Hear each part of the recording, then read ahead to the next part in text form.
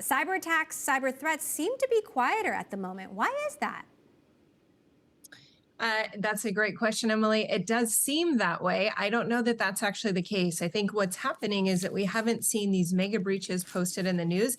That's usually good news, actually, that we are not seeing as many of these massive leaks in the news. But the reality is that there is a new ransomware victim posted online with their data that are being extorted every 4 hours. We see new victims being posted on leak sites. But you are reporting there could be an uptick in cybercrime because of the deteriorating situation in the economy. And we've been reporting throughout the show more bad news, whether it's results from Alphabet or Microsoft or Walmart or Shopify. Talk to us about how this could all have an impact on cybercrime.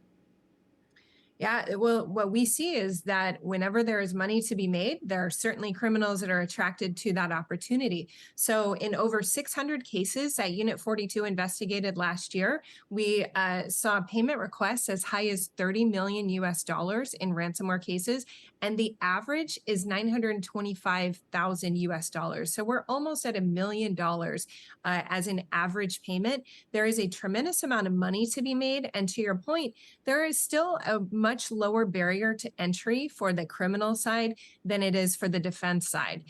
Another interesting statistic that we identified that relates to that is that the average dwell time, meaning how long an attacker is in an environment before they go unnoticed, is 28 days. That means the longer they're in an environment, the more damage that they can cause, and that damage directly translates to the more amounts of money that they can receive on the back end. I want to ask you about China. We're preparing for House Speaker Nancy Pelosi to visit Taiwan. The Chinese government not happy about this. At the same time, we're seeing Alibaba prepare for a stock listing in Hong Kong. I'm curious if you're expecting rising U.S.-China tension to potentially lead to an increase in cybercrime as well.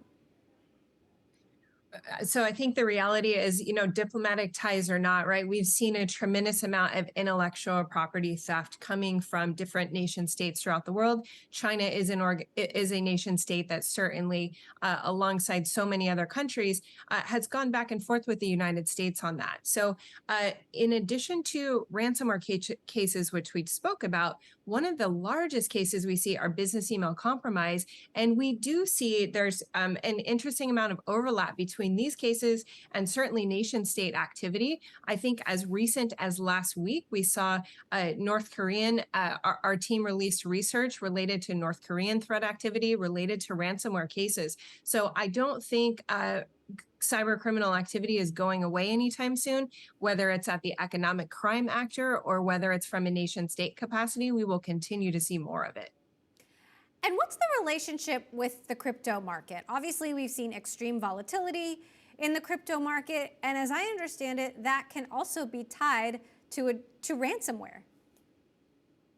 Well, so what I think you see are just massive amounts of money that are to be made in cybercrime. And certainly cryptocurrency has been one economic source that has really fueled that. So when we look at business email compromise, I mean, the FBI stat points us out as $43 billion US dollars of losses that have been occurred over the last 6 years in these cases.